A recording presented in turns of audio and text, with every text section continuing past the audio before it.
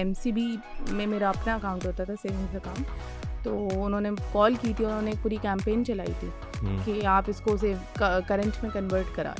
Reason तो क्या बस वही वो पुश कर रहे थे कि इस पे कोई इंटरेस्ट नहीं है और हाँ इस तरीके से उसी तरफ एक्सपोर्ट ऑर्डर्स भी तो आपके पास आने चाहिए। So there should be an investor climate के जिससे बाहर वाले आए भी, क्योंकि जो जैसे यूरोप और US के ये जो कंपनीज होती हैं, इवन इंडिया में अपने जो है ऑफिस सेटअप करते हैं, लॉ एंड ऑर्डर की वजह से पाकिस्तान नहीं आते। तो कोविड में एक सर्च आपने टेक्सटाइल्स में देखा होगा, वो यही हुआ था कि डाइवर्ट होकर ऑर्डर्स आए थे और 100% पे टेक्सटाइल सारे कंपनी जो प्लांट्स थे वो चल रहे। EPCL के लिए गैस पे क्योंकि तो कॉस्ट बढ़ जाएगी, तो उसको करना पड़ेगा पास ऑन, ठीक है। तो अगर वो पास ऑन करता है तो इतिहाद केमिकल कहेगा कि यार मेरी गैस कॉस्ट तो नहीं बढ़ी, लेकिन मैं पास ऑन मैं भी करूँगा। अच्छा, तो वहाँ फ़ायदा हो जाता है, वहाँ उनके मार्जिन बढ़ जाएंगे। सितारा केमिकल है, वो भी कॉस्टिक सोडा बनाते, वो है कोल पर, तो उसके लिए भी फ़ायदा हो जाएगा कि मेरी कॉस्ट तो उतनी नहीं बढ़ी, लेकिन प्राइस में उतनी बढ़ा दूँगा जितना मेरे कंपटीटर ने बढ़ाया। कितना आपका एक्सपीरियंस है, आप फैमिली वाले मेंबर आपसे लेते हैं कोई कि इन्वेस्ट कहाँ करना चाहिए, कैसे करना चाहिए? पूछते हैं, लेकिन फैमिली में बहुत मोहतात रहना होता है बताने में, क्योंकि कोई इन्वेस्टमेंट, क्योंकि वो इक्विटी इन्वेस्टर्स होते नहीं हैं, उनको बस आप उन्हें लगता है कि स्टॉक बस आप बताएंगे and it will go up. तो जब वो नीचे आता है तो बहुत प्रेशर होता है कि अरे आपने तो ये बताया था और ये इतना हो गया। पाकिस्तान में शायद इतना वो एंटरप्रेन्योरशिप और वैल्यू एडिशन कल्चर भी नहीं रहा है शुरू से कि वो प्रमोट किया जाए कि वैल्यू एडिशन की तरफ जाएं, या उन्हें कोई ना कोई इंसेंटिव इतना दिया गया है शुरू से कि फिर वो कहते हैं कि चलो रिबेट भी मिल रही है, ड्यूटी ड्रॉबैक मिल रहा है, सस्ती एनर्जी मिल रही है, जो रेट्स होते हैं, तो वो शायद उस तरफ उनको मोटिवेशन भी नहीं मिली। टेक्सटाइल सेक्टर जो है ना पाकिस्तान का, primarily it's not much tilted towards value added segments. अगर आप बांग्लादेश देख लें तो बांग्लादेश के टोटल टेक्सटाइल में ना गारमेंट इज़ 80% और पाकिस्तान का ना गारमेंट 15-20% भी नहीं है। तो we have been lagging behind in terms of value addition.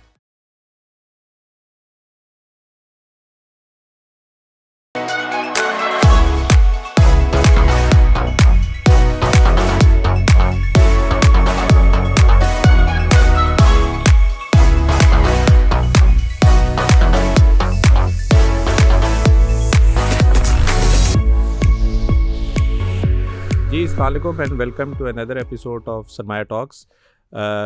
हमारी एक सीरीज़ थी सरमाया स्पेस के ऊपर, जिसमें हमने कोशिश की थी कि डिफरेंट सेक्टर्स जो हैं, बिजनेसेस जो हैं, उनको बड़ा सिंपल और इजी करके आपको समझाया जाए। उसी सीरीज़ में आज जो हमारी गेस्ट हैं Sara Rehman, she is head of research, in fact deputy research of Alfalah securities. इन्होंने कोई 3 डिफरेंट बिजनेसेस का हमारे साथ सेशन किया था, जिसका मैं लिंक नीचे डिस्क्रिप्शन में भी दे दूंगा। काफ़ी लोग हमें फ़ीडबैक उस स्पेस सेशन में यही देते थे कि यार ये जो ऑडियो कन्वर्सेशन अगर ये वीडियो में हो जाए तो ज़्यादा इजी हो जाएगा। अब जब कि मार्केट चल पड़ी है, ये रिसर्च जो स्पेसेस हमने उस वक्त की थी जब मार्केट और हालात थोड़े नाजुक थे। अब जब मार्केट चल पड़ी है, काफ़ी चीज़ें बेहतर उस लेवल पे आ गई हैं, so I thought to invite her back and to discuss कि वो जो बिज़नेस मॉडल्स या वो जो कंपनीज या जो सेक्टर्स थे वो कहाँ पे अभी लाई करें और हमारी स्ट्रेटजी इन दो सेक्टर्स क्या होनी चाहिए आगे। तो मीट अवर गेस्ट सारा। कैसे हैं आप सारा? आई एम गुड, आप कैसे हैं? जी आप ठीक ठाक। अच्छा सारा, बिफोर वी स्टार्ट थोड़ा सा मैं आपका प्रोफेशनल बैकग्राउंड थोड़ा जानना चाह रहा था कि आपने क्या किया हुआ है और आपकी प्रोफेशनल जर्नी अभी तक क्या थी? मेरा ऑलमोस्ट 7+ years का एक्सपीरियंस है इन इन्वेस्टमेंट रिसर्च। सो अभी 3 years से I am working at Al-Falah CLSA। Currently I am the deputy head of research there, और उससे पहले 5 years I worked at MCB Arif Habib investments which is now called MCB funds. So that was an asset management company, और अभी मैं एक brokerage house में काम कर रही हूँ। So the basic work is same जो रिसर्च है, तो हम अपने क्लाइंट्स को सर्विसेज भी देते हैं, रिसर्च भी देते हैं, प्योर रिसर्च वर्क है। और आपने डिग्री वगैरह क्या की थी इससे पहले? इससे पहले जो है मैंने BBA किया हुआ है IBA से, MBA किया है IBA से, और चार्टर्ड फाइनेंशियल एनालिस्ट हूँ मैं, CFA। लेवल 1 लेवल 2 दोनों? जी 3 तक पूरा, तीनों और तक, जी अच्छा। जी सर्टिफिकेशन भी भी। ज़बरदस्त, ज़बरदस्त। और ये आपका इंटरेस्ट था बेसिकली इन्वेस्टमेंट वाली साइड पे, बीबीए वगैरह में? नॉर्मली तो हम बहुत कम लोग देखते हैं जो कि इस साइड पे आते हैं। फाइनेंस साइड पे usually as compare to marketing and other fields लोग थोड़े कम होते हैं, बट हाँ मेरा इंटरेस्ट है। Investment is a very sort of niche market, इस तरीके से कि जो ज़्यादातर लोग इवन फाइनेंस भी में भी होते हैं तो usually they move to banks या फिर कोई मल्टीनेशनल कंपनी या किसी भी कंपनी के फाइनेंस की तरफ जाते हैं।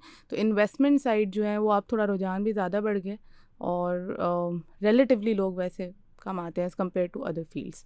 सो इंटरेस्ट था, इसीलिए मैंने CFA परस्यू भी किया था, और CFA लेवल 1 मैंने अपनी स्टडीज़ के साथ किया था, और उसके बाद जो है when I came into this field, then there was a need to complete the certification because most of the people working in the investment research department are having those certifications and degrees. So और it's ये जो BBA के बाद MBA करना, do you think that helped as well in your investment की जो आपकी journey है प्रोफेशनल लाइफ में? CFA के साथ it was something additional honestly. तो बट ये है कि there are certain basic requirements कि आप कहीं मे बी प्रैक्टिकल लाइफ में कहीं अप्लाई करने के लिए या कहीं जाने के लिए देर आर रिक्वायरमेंट्स कि आपको मास्टर्स होना चाहिए, तो उसके लिए इट वाज मोर हेल्पफुल। वरना अगर आप पढ़ाई के टर्म्स में देखें या एकेडमिकली जो चीज़ पढ़ी है उसको प्रैक्टिकली अप्लाई करने के टर्म्स में देखें तो CFA वाज मोर हेल्पफुल, और जिस प्रोफेशन में मैं हूँ तो उसके लिए CFA वाज मोर रेलेवेंट। चलें, अब मैं आ जाता हूँ। आई थिंक सबसे पहले तो जब से जून जुलाई के बाद से एक रिकवरी हमें देखने को मिली है, उसमें जो सबसे बड़ा जो इनिशियल ट्रिगर था जिस सेक्टर ने सबसे पहले मूवमेंट दी वो बैंक्स थे। और बैंक्स लग रहा था कि शायद ये IMF ने साइन कर लिया, बेहतर हो गया है। फिर हमने रैली करते हुए देखा कि वही बैंक्स दोबारा और रैली किए, और अब ऐसे लेवल पे आ गए हैं कि इवन जो लोग एंट्री भी करना चाह रहे हैं वो भी थोड़े घबराए हुए हैं कि ये कहीं फिर नीचे ना चले जाएं। तो थोड़ा सा बैंक्स की करंट परफॉर्मेंस से पहले अगर हम बैंक्स को थोड़ा सिंप्लीफाई करके समझें कि बैंक्स काम कैसे करते हैं, और हम इसके अंदर अभी के टाइम पे जो इतनी मार्केट में होगी, हमें एज एन इन्वेस्टर क्या करना चाहिए? चलें पहले मैं थोड़ी सी बेसिक्स से स्टार्ट कर लेती हूँ कि कोई लेमन हो तो उसको भी समझ आए कि किस तरीके से बैंक के काम कैसे करते हैं, नंबर्स कैसे आते हैं। तो बेसिकली बैंक्स जो होते हैं वो अपने डिपॉजिट्स से स्टार्ट कर लेते हैं, ठीक है। सबसे पहले वो इन्वेस्टर्स से डिपॉजिट्स लेते हैं, ठीक है। और डिपॉजिट्स के 3 काइंड्स होते हैं, करंट डिपॉजिट्स होते हैं, सेविंग डिपॉजिट होते हैं, और टर्म डिपॉजिट्स होते हैं। तो उनसे डिपॉजिट लेते हैं और उसी को वो आगे इन्वेस्ट करते हैं। तो बेसिक बिजनेस बैंक का ये है कि कितने पे आपने डिपॉजिट लिया और उसको कितने पे इन्वेस्ट किया, और उस पर जो आपने स्प्रेड कमाया। तो फॉर एग्ज़ाम्पल अगर 16-17% पे वो ले रहे हैं और आगे जो वो इसको इन्वेस्ट कर रहे हैं वो तकरीबन 21-22% पे कर रहे हैं, तो ये जो 5% का जो गैप आ गया, this is banks core earnings, जो कि नेट इंटरेस्ट इनकम कहलाती है, ठीक है। तो एक तो ये बेसिक हो गया। इसके अलावा सेकंड सोर्स ऑफ अर्निंग्स जो बैंक्स की होती हैं वो होती हैं नॉन इंटरेस्ट इनकम, जैसे कि फ़ी इनकम कमा रहे होते हैं कि डेबिट कार्ड इशू किया हुआ है, क्रेडिट कार्ड इशू किया हुआ है, उसके बाद रेमिटेंस की सर्विसेज दे रहे हैं। तो ये सारी चीज़ें मिला के जो इनकी एक इनकम आती है वो होती है फ़ी इनकम, और एक आती है अदर इनकम। इसके अलावा कुछ इन्वेस्टमेंट्स भी होती हैं बैंक की जिससे उनको डिविडेंड्स मिलते हैं, तो वो डिविडेंड इनकम। तो these are all non markup income which is essentially very small as compare to the core business जो कि नेट इंटरेस्ट इनकम आती है। ये 2 मेन सोर्सेज ऑफ इनकम होती हैं जो कि बैंक की होती हैं। इसके अलावा अगर एक्सपेंस साइड पे हम देखें, जो कि एक तो इंटरेस्ट एक्सपेंस हो गया जो नेट इंटरेस्ट इनकम के अंदर आ जाते हैं। एक्सपेंस साइज़ ये होता है कि आपका एडमिन एक्सपेंसेस जो सबसे बड़ा पोर्शन होता है एक्सपेंसेस का, उसमें ये होता है कि आपकी salaries and wages and daily running expenses and और इसके अलावा जो एक्सपेंसेस होते हैं वो सारे एक्सपेंसेस होते हैं। तो ये बेसिकली बैंक्स इस तरीके से, अगर मैं नंबर से भी रिलेट करूँ और इन जनरल, तो इस तरीके से काम करते हैं कि एक स्प्रेड कमाना है और उसके अलावा आप क्या फ़ी चार्ज कर रहे हो, और नेट एक्सपेंस हटा के आप क्या कमा रहे हो। और tax is also important. Taxation में इसलिए मेंशन करी हूँ कि हमारे बैंक से बहुत ज़्यादा टैक्सेशन है, सो इट्स अराउंड 50%। तो इस वजह से ऑब्वियसली PBT और पैट में जो है वो अच्छा खासा फ़र्क होता है। और अगर मैं वैसे जनरलाइज करूं कि इन टर्म्स ऑफ अगर हम बात करते हैं बड़े बैंक्स की जो पाकिस्तान में है, इज़ बिकॉज कि नंबर ऑफ कस्टमर्स उनके ज़्यादा है, ब्रांचेस ज़्यादा हैं, या क्या चीज़ डिस्टिंग्विश करती है कि वो इतने प्रॉफिटेबल या इतने बड़े बैंक से अभी के टाइम बता? अच्छा, अगर आप परसेंटेज टर्म्स में देखें ना तो प्रॉफिटेबल तो हमारे सारे बैंक्स हैं। जो आप टॉप 12-13 बैंक्स लेंगे दे ऑल आर प्रॉफिटेबल। हाँ, अगर आप एब्सोल्यूट नंबर्स की टर्म्स में देखें तो बिल्कुल जो मार्केट शेयर होता है वो डिटर्मिन करता है कि कौन से बड़े बैंक्स हैं, जैसे कि एचबीएल है, यूबीएल है, एमसीबी है, these are big banks and Meezan bank is also now number 4th और 5th bank in terms of deposits. और मार्केट शेयर क्या होता है कि किसके सबसे ज़्यादा डिपॉजिट्स हैं। तो नंबर 1 डिपॉजिट जिसके होंगे वो सबसे पहले आएगा, जो कि do we national have any bank and numbers? HBL. Do we have any numbers कि किस बैंक के सबसे ज़्यादा डिपॉजिट्स होंगे? वो हाँ, नंबर ऑफ कस्टमर्स पे होंगे या नंबर नहीं, वो टिकट अमाउंट साइज़ पे? ऑफ डिपॉजिट्स के कस्टमर्स कितने भी हों but the total amount of deposit है, जैसे कि बैंकिंग सिस्टम के जो टोटल डिपॉजिट्स हैं ना वो तकरीबन 26.5 ट्रिलियन। ठीक है, उसमें से जो है वो आपके एचबीएल जो है वो सबसे बड़ा बैंक है जिसके 3.5 ट्रिलियन के करीब डिपॉजिट्स हैं। और उसके बाद जो है वो आपका national bank, UBL and MCB, इन सब के जो है वो तकरीबन 2 से 2.5 ट्रिलियन के करीब के डिपॉजिट्स हैं। और Meezan has also joined the league, Meezan and bank Al Habib, इनके भी 2-2 ट्रिलियन के डिपॉजिट्स पहुँच गए। So these are the banks which are leading in terms of deposits. और बेसिकली बैंक जो कमाता है इस प्राइमरीली वही जो डिपॉजिट्स होते हैं उनको किसी को लोन चाहिए, गाड़ी Deploy चाहिए, करते उस हैं तरह बिल्कुल। करते हैं, या जैसा गवर्नमेंट लोन्स टी बिल्स वगैरह के अंदर है वहाँ पे वो कर बिल्कुल टू सिंप्लीफाई इट कि मैं गई बैंक और मैंने 100 रुपये बैंक को दे दिया, आई एम वन कस्टमर, मैंने 100 रुपये दिया। अब उस 100 रुपये को वो आगे या तो किसी को जाके लोन दे देगा, ठीक है। अभी आजकल तो अगर आप पिछले 2 साल से देखें तो ज़्यादातर गवर्नमेंट को ही लोन दिया जा रहा है, क्योंकि गवर्नमेंट को ही पैसों की ज़रूरत थी ज़्यादा। तो ज़्यादातर गवर्नमेंट सिक्योरिटीज़ में जो है वो इन्वेस्ट हो रहा है। और जो एडवांसेस होते हैं जो कि आप इंडिविजुअल्स को भी देते हैं, कॉरपोरेशंस को भी देते हैं, वो एक अलग पोर्शन होता है। तो उस 100 में से अगर आप फॉर एग्जांपल 30 रुपये एडवांस दे रहे हो तो 70 रुपये आप गवर्नमेंट सिक्योरिटीज़ में इन्वेस्ट करो, जैसे आपने कहा टी बिल्स, PIBs। तो इन गवर्नमेंट सिक्योरिटीज़ में वो पैसा डाल देते हैं because they are relatively safer as well. तो अभी जो हालात थे पाकिस्तान के 1-2 साल से, तो बैंक्स भी ये प्रेफर कर रहे थे कि हम वहाँ पैसा डालें, और गवर्नमेंट को भी ज़रूरत थी, तो अच्छे रेट्स पर वहाँ पे इन्होंने इन्वेस्टमेंट्स अपनी लॉक कर दी। और उस इन्वायरमेंट में एडवांसेस पे रिस्क भी बहुत ज़्यादा बैंक्स नहीं लेना चाह रहे थे, तो इस वजह से ज़्यादा गवर्नमेंट सिक्योरिटीज़ में और बाकी जो है वो एडवांसेस में। तो वो 2 तरीके से अपने जो भी डिपॉजिट आता है उसको डिवाइड करते हैं।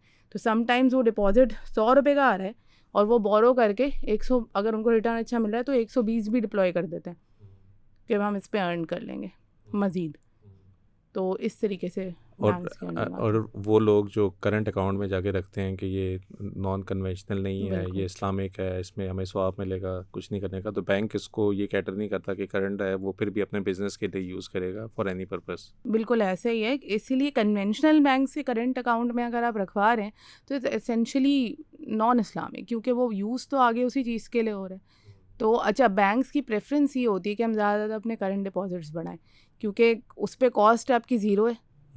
तो अगर 100 रुपये में रखवा रही हूँ और अगर मैं 80 रुपये करंट में रखवा रही हूँ, 20 रुपये सेविंग्स में, तो करंट पे तो ज़ीरो कॉस्ट हो गई बैंक की, सिर्फ उस 20 रुपये पे कॉस्ट लगेगी, तो मेरा स्प्रेड और बढ़ जाएगा। जैसे अगर आप इस्लामिक बैंक्स देखें तो इस्लामिक बैंक्स में तो मतलब वो मसला ही नहीं है वो वाला, बट उसमें ये है कि मिनिमम डिपॉजिट रेट कोई नहीं होता, ठीक है। तो अब जैसे कन्वेंशनल है उसमें सेविंग्स में आपको है कि भाई पॉलिसी रेट से 1.5% नीचे आपने देना ही देना है। इस्लामिक बैंक्स के लिए ऐसा कुछ नहीं है। जब ऐसा कुछ नहीं है तो वहाँ वो ज़्यादा कमा लेते हैं स्प्रेड पे, और ये इसीलिए जो कन्वेंशनल बैंक्स हैं वो ज़्यादा ट्राई करते हैं कि करंट में, ये भी ट्राई करते हैं इस्लामिक वाले, लेकिन उनके स्प्रेड्स ऑलरेडी ज़्यादा है। जो कन्वेंशनल वाले हैं उनको तो करना ही करना है, बिकॉज उन जितना भी आप करंट में अपना एक्सपोजर बढ़ाओगे आपका स्प्रेड और बढ़ता रहेगा। और ये जो डिफरेंस ऑफ जो सारी, और अगर हम वैसे देखें कि किसी भी बैंक की करंट परसेंटेज वाइज अगर हमने एनालिसिस वैसे करना हो, सबसे ज़्यादा current account in terms of percentage किसके होंगे? एचबीएल के ज़्यादा होंगे या जितने भी बड़े बैंक्स हैं, जैसे कि यूबीएल है, यूबीएल का ज़्यादा है, तो तकरीबन यूबीएल का 46-47% है। एमसीबी का भी ऐसे ही है, 42-43% के अराउंड है। एचबीएल का भी ज़्यादा है, तो 40% से तो इन सबके ऊपर ही। जो इंडस्ट्री का भी एवरेज इतना ही है, 41-42%। तो मतलब यही है कि एक जनरल पाकिस्तानी कौम 40% जो है वो बैंक्स में करंट अकाउंट में रख रही है, with this perspective in mind कि उनका लॉस नहीं हो रहा। यानी कि उनको इस्लामिक वाली वो नहीं है, हम करंट में हैं तो हमें कोई बेनिफिट उसका नहीं हम ले रहे हैं, ऐसे ही है। और बैंक के मज़े हैं क्योंकि वो 40 के ऊपर भी पूरा मार्जिन से वो कर रहे हैं। बिल्कुल ऐसे ही है, और बैंक्स पुश भी करें। जैसे आई रिमेंबर एमसीबी में मेरा अपना अकाउंट होता था, सेविंग्स अकाउंट, तो उन्होंने कॉल की थी और उन्होंने एक पूरी कैंपेन चलाई थी कि आप इसको सेव करंट में कन्वर्ट करा दें। रीज़न तो क्या बस फ़ायदा वही आपको? वो पुश कर रहे थे कि इस पे कोई इंटरेस्ट नहीं है, और हाँ हाँ इस तरीके से उसी तरफ तो वही एसेंशियली वही बात थी। सो मैं ऑलरेडी उसको, ऑल्दो मैं भी यही कर रही थी कि मैंने उस पर अपना करंट ही करवाया हुआ था, वरना एम्प्लॉय अकाउंट सर, हाँ, सेविंग्स अकाउंट, बट मैंने कराया हुआ था। तो स्पेशली उन्होंने ये कैंपेन चलाई थी कि वो करंट अच्छा कर ले।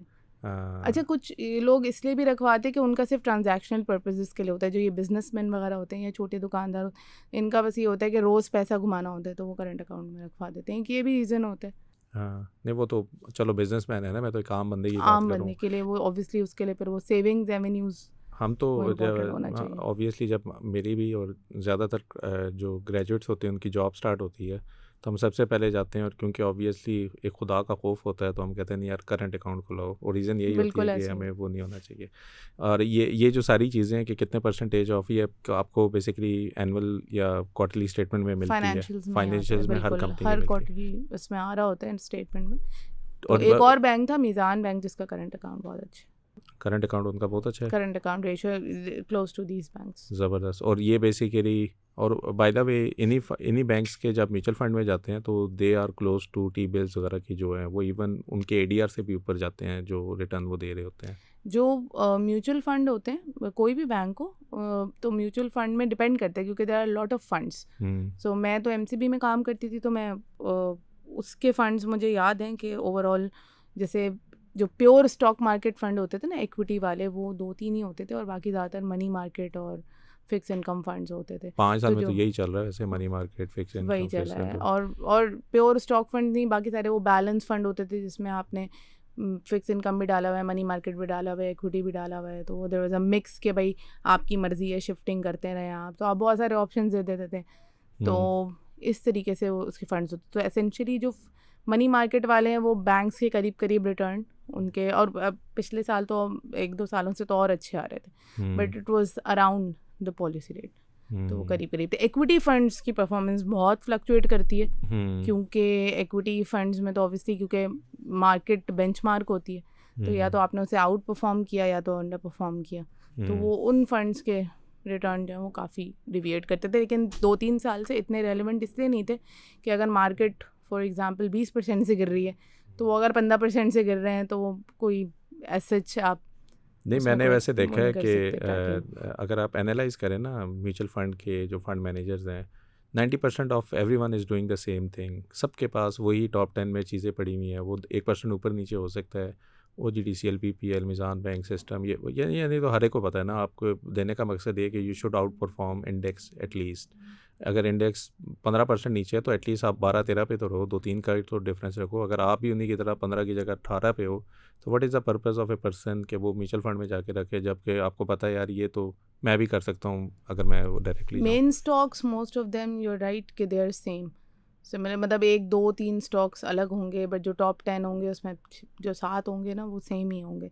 बट वही होता है कि वेटेजेस में जो मतलब कि वहाँ पे जिसने कॉल सही ले ली कि मार्केट वेट होना चाहिए या ओवर रेट होना चाहिए, तो वो वहाँ पे वो फंड परफॉर्म कर जाते हैं। अच्छा, अब ज़रा हम दोबारा मार्केट्स पे आ जाएं, बैंकिंग से रिलेटेड ही। जुलाई में जब IMF का हुआ, सबसे पहले तो थ्रेट क्या थी जिसकी वजह से बैंक्स की सबके स्टॉक की वैल्यूज़ कहाँ तक चली गई थी इन टर्म्स ऑफ मल्टीपल्स? अभी भी दे आर नॉट 2-3 के मल्टीपल पे ही हैं अभी भी, हालांकि बेहतर रिटर्न दिया है।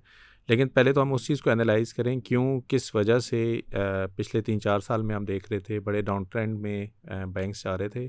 फिर वो कौन सा बॉटम आउट हुआ, क्या चीज़ ऐसी हुई जो कि IMF का था, लेकिन वहाँ से जो हमने रिवर्सल देखा और आज हम जहाँ पे खड़े हैं, क्या ये सस्टेनेबल है, सही जगह है, या हम इसको आगे फोर्सी देख रहे हैं कि ये बेहतर और भी हो सकता है? बेसिकली बैंक्स जो थे ना वो बहुत ज़्यादा डिप्रेस्ड वैल्यूएशंस पे थे। अगर आप दूसरे सेक्टर से भी कंपेयर करें ना, तो अगर आप 2017-18 ले लें, तब से बैंक्स जो हैं वो बहुत ज़्यादा डिप्रेस्ड वैल्यूएशंस पे। तो एनालिस्ट उस वक्त भी अच्छी खासी बैंक्स की वैल्यू देते थे। हाँ, मतलब इंटरेस्ट रेट अजम्पशन उस वक्त भी कोई इतनी कम नहीं थी, उस वक्त रेट्स जिन लेवल पे थे उनसे तो ऊपर ही देख रहे थे, तो उस वक्त भी जो है बैंक ने परफॉर्म नहीं किया। इट स्टार्टेड, जो मेरा ख्याल है कि इट स्टार्टेड विद HBL, जब HBL पे पेनल्टी लगी थी तो उसकी वजह से HBL लैगार्ड रहा, और उसके बाद जो है वो आहिस्ता आहिस्ता बाकी बैंक्स भी जो हैं वो साथ साथ, क्योंकि एक रिस्क भी आ जाता है कि अगर HBL के साथ हो सकता है तो it could happen with UBL और MCB और एनी अदर बिगर बैंक में भी जो कि बाहर ऑपरेट कर रहा हो। तो बैंक से हमने ऑपरेशंस बाहर भी कंसोलिडेट करना शुरू कर दिए, तो एक वो डर था कि कोई और पेनल्टी ना लग जाए। और प्रोविजनिंग साइड पे भी, क्योंकि इकॉनमी 18 और 19 में भी कोई बहुत स्ट्रॉन्ग नहीं थी, इट वाज ऑल पहले जो है वो नवाज शरीफ के रिजीम में डेट लेड ग्रोथ, और उसके बाद जो है वो चीज़ें स्लो डाउन होना शुरू हो गई 18 और 19 में। अगर आप ऑटोज़ के और बाकी ऑयल के और ये बाकी सेक्टर्स के वॉल्यूम्स देखें, और एवरीथिंग वाज कमिंग डाउन, तो ओवरऑल स्लो डाउन बहुत था इकॉनमी में, तो जिसकी वजह से इन जनरल जो है वो परफॉर्मेंस नहीं आ रही थी किसी भी चीज़ में। तो इस वजह से जो है ना वो बैंक्स जो हैं वो उस वक्त नहीं परफॉर्म कर पा रहे थे। तो अच्छा, जो मैंने अभी ये मेंशन किया कि हर चीज़ में स्लो डाउन आ रहा था, बिकॉज बैंक से एक्सपोजर होता है हर सेक्टर में, तो आपको वहाँ पे NPLs का भी डर होता है। तो NPL एक क्या हुआ वैसे? नॉन परफॉर्मिंग लोन्स, तो उसके अगेंस्ट प्रोविजनिंग भी करनी पड़ती है। तो ये सारी चीज़ों की वजह से जो है वो इन्वेस्टर्स, और स्पेशली बैंक्स में जो है फॉरेन इन्वेस्टर्स भी होते हैं, तो वो दे वर वेरी रिलक्टेंट। और इन जनरल पाकिस्तान के, अच्छा, जो फॉरेन इन्वेस्टर्स हैं ना, जब वो इन्वेस्ट करने आते हैं तो सबसे पहले they are interested in either banks और ऑयल।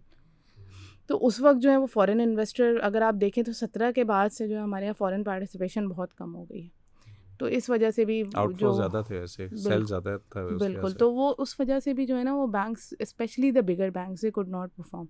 और वैसे कि इन जनरल बिजनेस को देखा जाए, जिस तरह हमने पहले बात की है कि आपको डिपॉजिट से आपने ये करना था, वो तो इन टर्म्स ऑफ वही चीज़ अभी भी चल रही है, इसमें कोई स्ट्रक्चरल सॉर्ट ऑफ चीज़ नहीं है बिल्कुल, लेकिन प्रॉफिटेबिलिटी बहुत ज़्यादा बढ़ गई है, जिसकी और इसके अलावा अभी ये कॉन्फिडेंस भी आ गया। अच्छा, मैं उधर से आती हूँ, then I will come to this कि अभी क्या हुआ है। तो उस वक्त जो है ये सारे बहुत सारे मसले थे। उसके बाद जो अभी पिछले 1-1.5 साल से हो रहा है कि Pakistan was going towards default, तो इन जनरली इतनी ज़्यादा नेगेटिव सेंटिमेंट्स से तो उसमें बैंक्स तो क्या कोई भी सेक्टर कुड नॉट परफॉर्म। और उसमें ये भी एक था ना कि अगर गवर्नमेंट लोकल उसमें डिफ़ॉल्ट होगी तो फिर पता नहीं करेंसी को क्या हो जाएगा, इनकी उसमें क्या हो जाएगा। लोकल डेट रीस्ट्रक्चरिंग की बात हो रही थी, तो उस वजह से अच्छा, सबसे पहले तो ये हुआ कि भाई स्लो डाउन है, और पहले कोविड आया, उसके बाद पाकिस्तान में ये अभी कोविड के 1-2 साल बाद ये हालात हो गए। तो अब उसके बाद क्या हुआ कि इतना, एक तो general slow down in the economy, जिसकी वजह से NPLs का डर बहुत था, और ये था कि प्रोविजनिंग बड़ी ना आ जाए, बिकॉज जैसे कुछ बैंक से वो टेक्सटाइल सेक्टर में 30% भी एक्सपोज थे, 35% भी एक्सपोज थे। तो these were the mid tier banks, जो कि बैंक अल हबीब और HMB, these were very much expose, लेकिन एक्चुअली वो रियलाइज़ नहीं हुआ। ठीक है, हमें भी लग रहा था कि NPLs जो हैं, क्योंकि हमसे भी कोई स्पेसिफिकली अगर कोई फॉरेन इन्वेस्टर भी वो बहुत ज़्यादा पूछता था कि भाई ये तो आपके जो इन्फेक्शन रेशो इसको कहते हैं, जो NPLs टू एडवांसेस रेशो होता है, कि आपके एडवांसेस का क्या परसेंटेज है NPLs। तो उनको भी बड़ा डर था कि ये बहुत शूट अप ना कर जाए, which actually did not happen. एक यहाँ पे क्लैरिटी आई। सेकंड ये हुआ कि IMF से पहले वही, जैसे आपने कहा कि लोकल डेट रीस्ट्रक्चरिंग की जो बातें हो रही थी और श्रीलंका से कंपेयर किया जा रहा था, तो काफ़ी डर था कि ये वाली चीज़ मटीरियलाइज ना हो जाए। इसकी प्रॉबिलिटी ज़रूर कम थी, लेकिन वही बात है कि एक इन्वेस्टर ऑलरेडी डरा हुआ था, और मार्केट जब नहीं परफॉर्म कर रही थी तो उस वक्त कोई हिम्मत ही नहीं कर रहा था कि मार्केट में एंटर हो। और एज आई सेड कि फॉरेन इन्वेस्टर तो था ही नहीं मार्केट में, तो all this led to dull perform. हालांकि interest rates were at going towards their peak, इतने हाई इंटरेस्ट रेट्स तो अनप्रेसिडेंटेड थे, लेकिन उसके अब वो प्रॉफिटेबिलिटी भी बैंक दिखा रहा है, उसके बावजूद इट कुड नॉट परफॉर्म। तो इसी वजह से जैसे ही IMF की क्लैरिटी आई, IMF हो गया, तो एक तो वो लोकल डेट स्ट्रक्चरिंग वाला डर हट गया, और दूसरी चीज़ at least for the time being 6 महीना साल जो भी जब तक IMF है एटलीस्ट तब तक तो we are in the safe zone, because we have to follow what they are saying. और अगर कोई और अभी IMF प्रोग्राम आगे जाके होता है, इफ़ वी नीड इट, तो फिर वहाँ होगा कि अब हमारे पास रूम ही नहीं है कुछ इधर उधर जाने को। तो इस वजह से वो वाला डर ख़त्म हो गया, और NPLs एज आई सेड के infection ratio was in control, total control.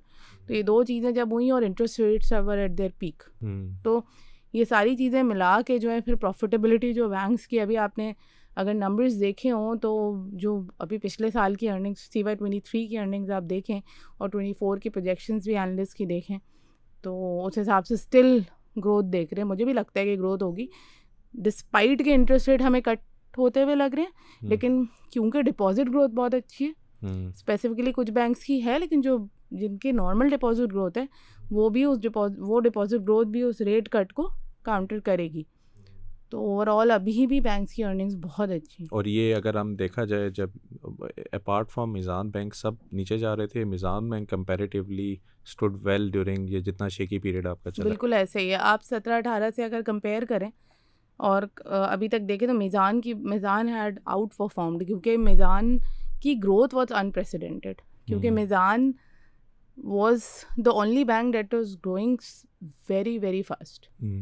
तो क्योंकि इस्लामिक बैंकिंग की बेस बहुत छोटी थी, और जब वो क्योंकि it was the biggest Islamic से फैसल बैंक भी नहीं था, तो एक BIPL छोटा सा था लिस्टेड बैंक है, इसके अलावा एक दुबई इस्लामिक बैंक है, एंड छोटे छोटे इसके अलावा जितने भी कन्वेंशनल बैंक्स हैं उनके Islamic portion was very small at that time. अब तो काफ़ी उन्होंने बढ़ा लिए, तो इट वाज वेरी स्मॉल। तो मीज़ान ही था that was there in the market and which was growing very fast. तो अगर आप अगर भी मीज़ान का जो क्यूमुलेटिव ग्रोथ रेट है पिछले 4 साल का 5 साल का देखें तो 22-23% है, which is a very good number, बल्कि इससे थोड़ा ज़्यादा ही होगा। और फैसल बैंक को आप किस तरह देख रही हैं इसमें, वो जो नया इस्लामिक वो पूरा उन्होंने कन्वर्ट किया है? फैसल बैंक मुझे अच्छा लगता है, और मुझे लगता है कि इसने उतना परफॉर्म नहीं किया। अगर आप 2 दिन से वैसे देख रहे होंगे तो इट हैज़ बिन परफॉर्मिंग, और इसने मुझे actually I was wondering some days ago कि इसने क्यों नहीं परफॉर्म किया, बिकॉज इसके नंबर्स भी अच्छे हैं। आज 32-33 रुपीज़ का हो गया तकरीबन। तो 24-25 रुपए के अराउंड ही वो घूम रहा था, और अभी भी लगता है। तो फैसल की ग्रोथ अच्छी है, it's in line with the Islamic banking growth. और फैसल जैसे कि हमें इनिशियली लग रहा था कि जब कन्वर्जन आएगी तो ये ना हो कि काफ़ी डिपॉजिटर्स चले जाएं, बट ऐसा कुछ भी नहीं हुआ। इनफैक्ट उस पर ज़्यादा ही ग्रोथ हो गई।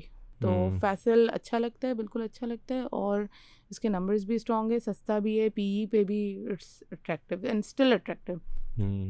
और अब भी जो रैली आ चुकी है, गोइंग फॉरवर्ड क्या आपको लगता है ये सस्टेनेबल है? अभी भी डिपॉजिट्स, प्रोजेक्शंस और इकोनॉमी और स्टेबिलिटी थोड़ी बेहतर हो गई है, सर्टेनिटी थोड़ी बेहतर हो गई है, यहाँ से भी हम बेहतर देख सकते हैं कि ये डिविडेंड भी बेहतर देंगे और ये परफॉर्म भी करेंगे? अच्छा, सबसे पहले एक डिविडेंड पे वो बात मैं करूँगी कि डिविडेंड्स जो है ना, हमारे जो इन्वेस्टर्स हैं ना, जो हमारे लोकल इन्वेस्टर्स हैं, वो बैंक्स में करते ही डिविडेंड के लिए इन्वेस्ट हैं। तो अगर आपको कैपिटल अप्रिसिएशन चाहिए ना तो वो दूसरे स्टॉक्स में जाते हैं, लेकिन अगर प्योर डिविडेंड चाहिए ना तो जैसे आप देखेंगे कि 1-2 दिन से डिविडेंड वाले स्टॉक्स में पार्टिसिपेशन अच्छी आ रही है। तो होता ये कि जब वो, जैसे हमारे स्टॉक मार्केट की लैंग्वेज कहते हैं कि वो कचरे सारे चल गए हैं, तो वापस आप उन्हीं वैल्यू स्टॉक्स पर आते हो जो आपको स्टेबल ग्रोथ दे रहे होते हैं और डिविडेंड्स दे रहे होते हैं। तो अब ये है कि हमारा जो इन्वेस्टर है ना वो डिविडेंड के लिए ही इन्वेस्ट करता है बैंक। तो मुझे ऐसा लगता है कि अभी उन बैंक्स में होना चाहिए जो डिविडेंड्स अच्छा पे आउट कर रहे हैं, ठीक है, मतलब। और इसके अलावा जो है जो लोकल का तो यही फोकस होता है। फॉरेन इन्वेस्टर जो है वो थोड़ा सा ग्रोथ पर्सपेक्टिव से ज़्यादा देखते हैं कि जिनमें ग्रोथ हाई है। तो जो मेरी रिकमेंडेशन अगर आप कहेंगे तो I would recommend those banks जिनमें ग्रोथ भी अच्छी हो और डिविडेंड पे आउट भी अच्छा और स्टेबल हो। तो जैसे बैंक अल हबीब है, इस पर मैंने रिसेंटली लिखा भी था, आपने शायद रिपोर्ट देखी हो, तो उसमें हमने यही बताया था कि दैट्स वन बैंक जो कि अभी इतना परफॉर्म करने के बाद भी बहुत अच्छा लग रहा है, क्योंकि उस it has been growing at 22-23% per year, ठीक है। एक तो इसकी डिपॉजिट ग्रोथ इतनी फास्ट है, ये लोग जो है ना ब्रांचेस बहुत तेज़ी से ऐड कर रहे हैं। सेकंड, ये इस्लामिक की तरफ भी जा रहे हैं, तो इनका स्प्रेड भी बढ़ रहा है आहिस्ता आहिस्ता। और इसके अलावा जो है डिविडेंड पे आउट इन्होंने पहली बार क्वार्टरली स्टार्ट कर दिया। तो जब ये क्वार्टरली, अब इन्वेस्टर्स का इंटरेस्ट इधर आया, आपने उसकी परफॉर्मेंस में भी देखा होगा, जब से इसने पहला क्वार्टरली डिविडेंड दिया है उसके बाद से जो इसकी आई है, इसमें परफॉर्मेंस आई है। नंबर्स इसके पहले भी बहुत अच्छे थे, लेकिन जो डिविडेंड है ना उसकी वजह से इसकी परफॉर्मेंस अच्छा। एक चीज़ और, अगर फॉर एग्जांपल हम UBL रख लेते हैं साथ, UBL 100% पे आउट कर रहा है एट द मोमेंट, ठीक है। लेकिन अगर मैं रूम टू ग्रो देखूँ ना तो इसका बहुत ज़्यादा है बैंक अल हबीब का, कि भाई 45% पे आउट अभी कर रहा है and it can go up to 60-65 easily maintaining its CAR, क्योंकि जब कार होते हैं कैपिटल एडिकेसी रेशियो, तो वो बैंक्स की रेगुलेटरी रिक्वायरमेंट होती है। तो हमने एक एनालिसिस करके देखा, हमने देखा कि ये कार भी मेंटेन कर सकते हैं और ये हायर पे आउट भी कर सकते हैं। वाइल यूबीएल, अब एक चीज़ ऑलरेडी 100% पे है तो वो उधर से नीचे ही जाएगी। तो अगर वो 100% पे आउट कर रहा है तो उसको हमेशा सस्टेन नहीं कर सकता। और वो आपने यूबीएल के परफॉर्मेंस में देखा भी है कि उसके पे आउट की वजह से जो है वो वहाँ परफॉर्म कर रहा है। तो अब इन लेवल्स पे ये लगता है कि बैंक्स में डिविडेंड्स के लिए होना चाहिए, लेकिन थोड़ा सा ग्रोथ पर्सपेक्टिव भी देखें तो फिर bank Al Habib is a better investment than UBL in my view. And how do you see Meezan and Faysal bank in this category? Meezan अच्छा लगता है, नंबर्स इसके बहुत अच्छे हैं, लेकिन इट हैज़ परफॉर्म्ड। तो मिज़ान ने अच्छी खासी परफॉर्मेंस दी है, तो अगर मैं उससे रिलेटिव बेसिस पे देखूं तो मुझे फैसल ज़्यादा अच्छा लगता है। मुझे लगता है फैसल में परफॉर्मेंस ज़्यादा आ सकती है as compare to Meezan. Meezan और यूबीएल ये दो हैं, इनके नंबर्स, प्रॉफिटेबिलिटी, ग्रोथ तो वही है जैसे बाकियों की है और बहुत अच्छी है, इम्प्रेसिव है, लेकिन परफॉर्मेंस वाइज देखूँ तो मुझे लगता है कि फैसल में अभी भी पोटेंशियल है। Bank Al Habib despite of that performance, क्योंकि उसमें ट्रिगर्स वैसे हैं कि ग्रो भी कर रहे हैं और डिविडेंड भी बढ़ा सकते हैं, तो वहाँ पे पोटेंशियल है। यूबीएल और मिज़ान मुझे लगता है जो आप मार्केट आजकल देख रहे हैं उसमें तो परफॉर्म करने को कर सकता है परफॉर्म, लेकिन मुझे लगता है कि अच्छा खासा इन्होंने अपनी परफॉर्मेंस दिखा दी है। तो इसके मुकाबले मुझे लगता है कि फैसल और bank Al Habib they might perform more. और ये जो इनके एसेट मैनेजमेंट कंपनीज है ये बैंक्स को ही रिपोर्ट करी थे ना, उनकी उसमें आ रहा उनकी सब्सिडीज हैं। बिल्कुल। चलें, ये तो बैंक्स के ऊपर हो गया ना, हमने थोड़ा सा एक ओवरव्यू ले लिया और करंट पोजीशन भी देख लिया। जो सेकंड सेक्टर हम देखना चाह रहे थे वो था केमिकल्स। तो केमिकल्स का अगर उसी तरह आप बैंक्स की तरह अगर आप थोड़ा सा बता दें कि उसका बिजनेस मॉडल क्या होता है, एंड देन हम थोड़ा सा फिर बाद में कंपनीज को भी देख लेते हैं। अच्छा, जैसे कि हमने अभी बैंक्स डिस्कस किए, banks are analysed on a uniform basis, कि भाई अगर मैं एचबीएल एनालाइज करी हूँ तो मैं उसी तरीके से यूबीएल और एमसीबी भी एनालाइज करके आपको बता सकती हूँ। जो केमिकल सेक्टर है ना, it's a very diverse sector and not only in Pakistan, अगर आप इंटरनेशनली भी कंपनीज देखें so every company is very different from each other. तो इसी तरह पाकिस्तान का केमिकल सेक्टर है जो कि मार्केट कैप के हिसाब से तो रिलेटिवली छोटा है, but it's important because it's growing. तो जो अभी ज़्यादा कवरेज में कंपनीज़ हैं, जो कि हम पहले भी डिस्कशंस पहले कर चुके हैं, जैसे ईपीसीएल है, लॉटे केमिकल है, और इसी तरह और बाकी इतिहाद केमिकल्स हैं, सितारा केमिकल्स हैं, that are not very well covered. और इसके अलावा जो है वो आईसीआई है, जो कि अब एलसीआई जिसका नाम हो गया, लकी कोर इंडस्ट्रीज़। इसके अलावा गनी ग्रुप की कंपनी है, Ghani chemical industries limited. So these are various companies in the chemical sector. Broadly अगर आप देखें तो फिर एक और आता है Nimir industrial chemical limited, NRSL, Nimir resins limited. तो ये सारी कंपनीज़ हैं और सबके अलग अलग प्रोडक्ट्स हैं और सबके अलग अलग डायनेमिक्स हैं। तो बेसिकली केमिकल सेक्टर में इम्पॉर्टेंट होता है कि आप क्या रॉ मटेरियल यूज़ कर रहे हो, और सेकेंडली फ्यूल एंड पावर, जिसकी कॉस्ट बहुत ज़्यादा बढ़ गई है due to currency depreciation as well as base price increase. तो जो फ्यूल एंड पावर का कंपोनेंट है, उस वजह से जैसे रिसेंट आपने देखा होगा कि गैस प्राइसेस बढ़ गई हैं। तो जो गैस प्राइसेस बढ़ गई हैं उस वजह से बहुत सारी कंपनीज हैं जिनके अगर वो पास ऑन कर देती हैं तो ठीक है, और अगर नहीं करती तो उनके मार्जिन कंस्ट्रक्ट हो जाएंगे। काफ़ी कंपनीज हैं जो कोल की तरफ मूव कर गई हैं। तो इस वजह से वो सबके अलग अलग डायनेमिक्स हैं। तो हम अगर आप चाहें तो हम कंपनी वाइज भी देख सकते हैं, आप सवाल कर लें, या फिर जेनेरिकली अगर हम ये देखें कि कौन सी वो कंपनीज़ हैं जो कि लेस इम्पोर्टेड चीज़ों के ऊपर डिपेंडेंट है, मतलब कि ठीक है फ्यूल की प्राइस इंटरनेशनली से ड्राइव होती है, लेकिन वो कंपनीज जिनका जो मटेरियल है वो ज़्यादातर इधर से ही, और उसकी एक्सपोर्ट ओरिएंटेड भी है इसमें कोई, या सिर्फ हम कंजम्पशन के पर्सपेक्टिव से मुल्क में यूज़ करें? अच्छा, जो हमारी कंपनीज़ है ना, वो majority they are based on imported raw materials.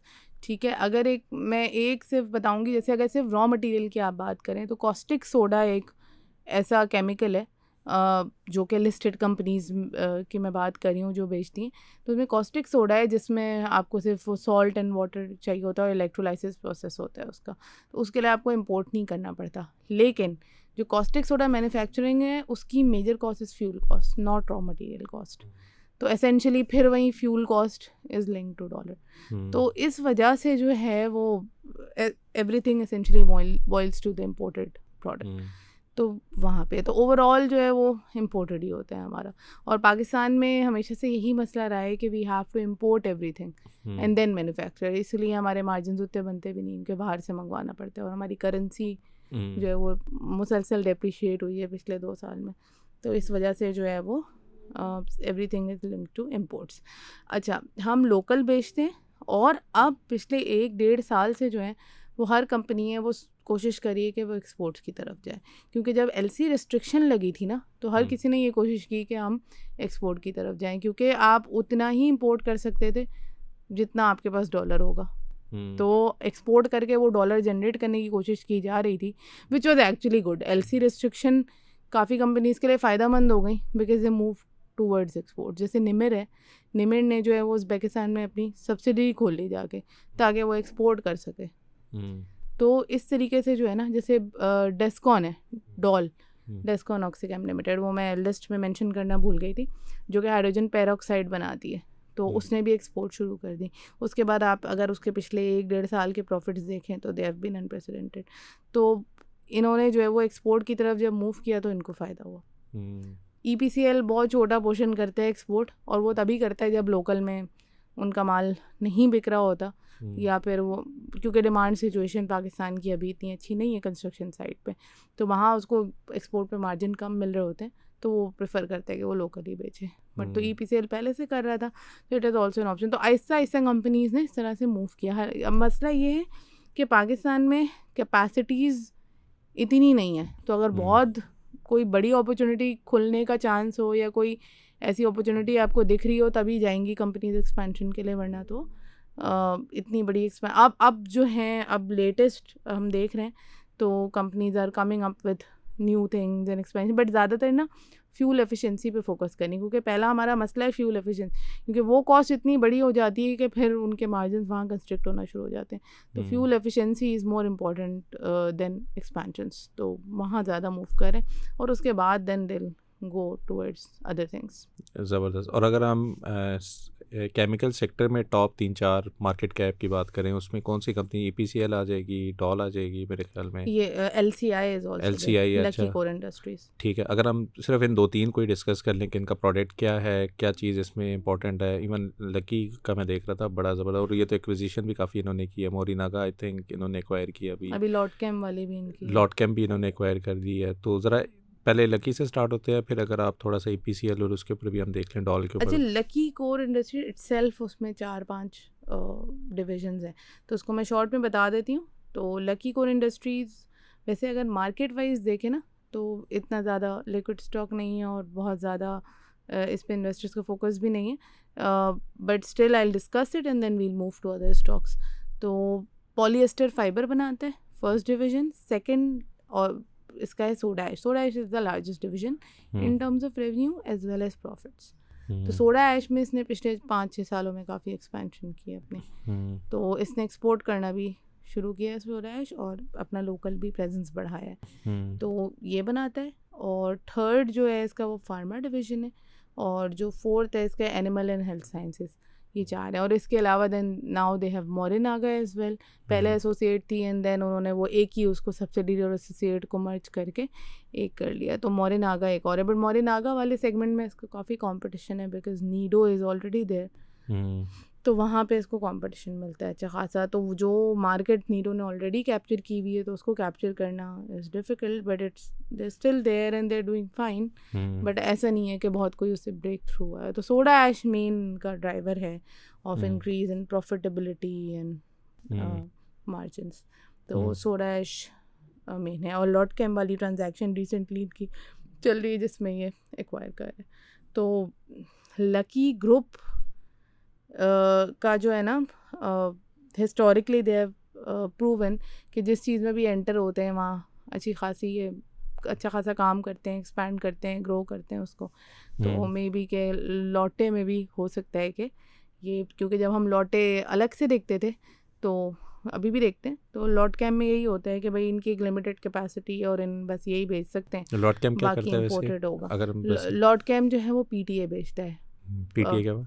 Pure terephthalic acid. It's chemical जो ये बनाते हैं। और किसके लिए यूज़ ये होता है? जाता है पॉलिएस्टर फाइबर में। Polyester fibre is used by LCI। अच्छा, वो अपने ही प्रोडक्ट की हाँ, जो मैन्युफैक्चर्ड बाय LCI, तो वो PTA जो है वो इनसे हाँ लेते हैं और बाकी कस्टमर्स को भी देते हैं। तो ठीक है। पॉलिएस्टर फाइबर जो होता है वही वो जैसे कॉटन होता है उसी तरह पॉलिएस्टर फाइबर भी धागा होता है और दोनों को मिक्स करके कपड़ा बनाया जाता है।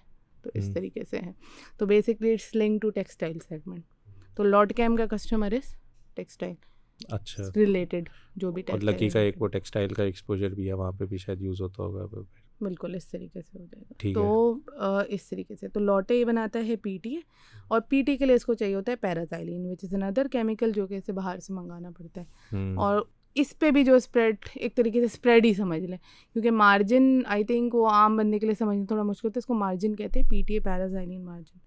तो एक फॉर एग्जांपल अगर इसको 1 टन ऑफ PTA बनाना है तो इसको 0.67 टन ऑफ पैराजाइलिन चाहिए होगा 1 टन बनाने के लिए, और फिर वो मंगवाएगा बाहर से। तो उस पे जो है कि ये मार्जिन कमाता है, दोनों के डिफरेंस जो होता है उस पे, दैट्स व्हाट दे अर्न। और फिर वो वॉल्यूम से आप मल्टीप्लाई करके उसको उसकी और प्रॉफिट अगर निकल हम सकते हैं। EPCL की वैसे बात करें तो उनका क्या मॉडल होगा ऐसे? अच्छा, EPCL में भी जैसे अभी मैंने इसके मार्जिन समझाया, तो EPCL का भी जो कोर प्रोडक्ट होता है उस वैसे उसके 2 डिविजन है, लेकिन majority is polyvinyl chloride PVC। ठीक है, तो PVC होता है जो कि रेजिन होता है, ठीक है, दाने होते हैं जो कि कंस्ट्रक्शन में यूज़ होते हैं। तो इसीलिए अभी PVC की सेल्स भी बहुत हल्की हुई हुई हैं, बिकॉज कंस्ट्रक्शन एक्टिविटीज़ हमारी रुकी हुई हैं। ठीक है, तो PVC यूज़ होता है इन मैन्युफैक्चरिंग कंस्ट्रक्शन एक्टिविटीज़। तो PVC होता है, PVC के लिए हम मंगवाते हैं इथाइलिन। ठीक है, इथाइलिन आता है, इसकी थोड़ी सी लंबी चेन है जो कि थोड़ी कॉम्प्लिकेटेड हो जाएगी, बट मैं नाम बता देती हूँ। इथाइलिन मंगवाते हैं, इथाइलिन डाइक्लोराइड मंगवाते हैं, और विनाइल क्लोराइड मोनोमर मंगवाते हैं। ये 3 चीज़ें हैं, बट प्राइमरीली इथाइलिन होता है। और ये चीज़ें ये VCM और EDC इन हाउस भी बनाते हैं और मंगवाते भी। तो इस पर भी एक मार्जिन बनाते हैं। ठीक है, तो इसका बिजनेस उसी तरह होता है जिस तरह से मैंने लॉट कैम का बताया था, बट दैट्स रिलेटिवली सिंपलर, और इसका थोड़ा सा इस साइड पे होता है। सेकंड सेगमेंट इसका is caustic soda, but which is relatively small as compare to PVC। तो तकरीबन अगर मैं रेवेन्यू का लगाऊं तो 15-18% होगा कॉस्टिक सोडा, और बाकी सारा है PVC। तो EP एक चीज़ और, EPCL और लॉट कैम दोनों जो है वो गैस पे डिपेंडेंट है। और गैस के प्राइसेस ऊपर किए तो इनके मार्जिन पे इम्पैक्ट पड़ेगा। हाँ, क्यों? अच्छा, अब मसला ये होता है कि जो बाकी कंपनीज़ होती हैं ना, जैसे अगर मैं चले इतिहाद केमिकल्स, वो भी डिस्कशन में आ जाएगा तो मैं उसको ले लेती हूँ। इतिहाद केमिकल्स है ना, वो अभी ऑलरेडी RLNG पे, ठीक है, तो गैस प्राइसेस का उसको तो फ़र्क नहीं पड़ा, क्योंकि पहले ही वो RLNG रेट पे कर रहे हैं। ठीक है, जो कि महंगी होती है नॉर्मल गैस से ज़्यादा। इवन नॉर्मल गैस बढ़ गई है ना, उसके बाद भी उससे महंगी है, तो वो तो अपने उसी रेट पर है। ठीक है, तो जो उसके मार्जिन है उस पर तो कोई फ़र्क नहीं पड़ना। लेकिन EPCL के लिए गैस पे क्योंकि तो कॉस्ट बढ़ जाएगी, तो उसको करना पड़ेगा पास ऑन। ठीक है, तो अगर वो पास ऑन करता है तो इतिहाद केमिकल कहेगा कि यार मेरी गैस कॉस्ट तो नहीं बढ़ी, लेकिन मैं पास ऑन मैं भी करूँगा। अच्छा, तो वहाँ फ़ायदा हो जाता है, वहाँ उनके मार्जिन बढ़ जाएंगे। सितारा केमिकल है, वो भी कॉस्टिक सोडा बनाते हैं, थोड़ा सा टेक्सटाइल का भी एक्सपोजर है, लेकिन मेजॉरिटी कॉस्टिक सोडा है। तो सितारा केमिकल क्या करेगा, वो है कोल पर, उसको भी गैस प्राइस से कोई अगर फ़र्क नहीं पड़ा, 70% कोल है, थोड़ा बहुत गैस यूज़ करता होगा, अज्यूमिंग के what ever mix they use 70% कोल है, तो उसके लिए भी फ़ायदा हो जाएगा कि मेरी कॉस्ट तो उतनी नहीं बढ़ी, लेकिन प्राइस मैं उतनी बढ़ा दूंगा जितना मेरे कंपेटिटर ने बढ़ाई। तो वहाँ उनका मार्जिन खुल गया। तो EPCL लॉट कैम के साथ मसला है कि वो प्योरली गैस पे, और EPCL का फर्दर मसला ये है कि वो RLNG भी यूज़ करता है। तो ऑलमोस्ट 6-7 महीना इसको नेचुरल गैस समझे रेट मिल जाएगा, और बाकी जो 5 महीना होगा उसको RLNG रेट मिलेगा। तो वहाँ पे वो डिसएडवांटेज पे आ जाते हैं। अच्छा, पास ऑन भी PVC पे नहीं कर सकता पास ऑन, क्योंकि वो इंटरनेशनली लिंक प्राइसेस होती हैं PVC की। कॉस्टिक सोडा जो होता है वो लोकल डिटर्मिनेंट प्राइस होती है, लोकली डिटर्मिनेंट, तो वहाँ पास ऑन करने की एबिलिटी आ जाती है, लेकिन PVC पे वो नहीं कर सकता। तो वहाँ EPCL के लिए ये मसला हो गया, तो उसके मार्जिन श्रिंक होने चाहिए उस हिसाब से। ये पिछले साल 2 साल पहले बड़ा अच्छा चला था वैसे, 25 रुपये से 85-90 तक गया था वैसे। बिल्कुल, और इसके margins were on an increasing trend. एक तो PVC के मार्जिन्स थे ना, PVC के मार्जिन्स, प्राइसेस भी बढ़ रही थी PVC की, मार्जिन भी बहुत बड़े थे, margin went as high as $1,200 per ton. अच्छा। और जो हिस्टोरिकल एवरेज मार्जिन रहे ना वो अराउंड $350 पर टन रहे। तो 4x आपको मार्जिन वहाँ से मिले 4x थे। तो उसने फिर भी उस हिसाब से परफॉर्मेंस नहीं थी, फिर देवर अदर इश्यूज पेंडिंग। लेकिन अब और इसके अलावा डिमांड साइड भी उस वक्त ठीक थी। और अब जो है अब तो डिमांड साइड का भी मसला है।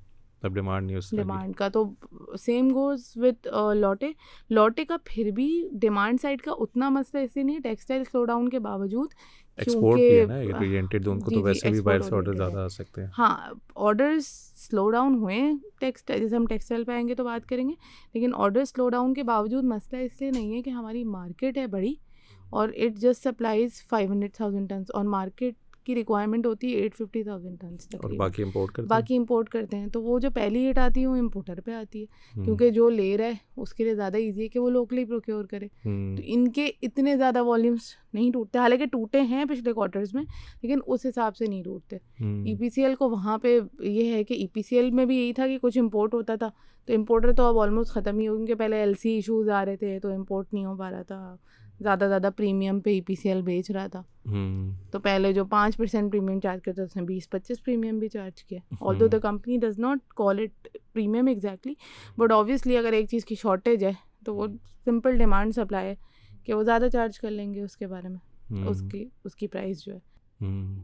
ठीक हो गया। और अगर हम डॉल को थोड़ा देख लें। हाँ अच्छा, डेस्कॉन भी अगर आप पिछले 6 महीने पहले चले जाएं या 4 महीने पहले, तो it has performed very well. उसमें हुआ ये था कि इसकी भी प्राइसेस बहुत बड़ी थी, तो इंटरनेशनली इसकी प्राइसेस बहुत ज़्यादा बढ़ गई थी, which led to increase in the local prices as well. ये जो उनका जो मटेरियल यूज़ कर रहे थे उसकी प्राइसेस आप नहीं, एंड प्रोडक्ट प्राइस। अच्छा, एंड हाइड्रोजन पेरोक्साइड। अच्छा ठीक है, वो किस में यूज़ होता है वैसे? हाइड्रोजन पेरोक्साइड भी जो है वो टेक्सटाइल्स। अच्छा, वो टेक्सटाइल में होता है। बिल्कुल। तो डॉल को ये फ़ायदा हुआ कि सबसे पहले 2-3 चीज़ें हुई इसके साथ।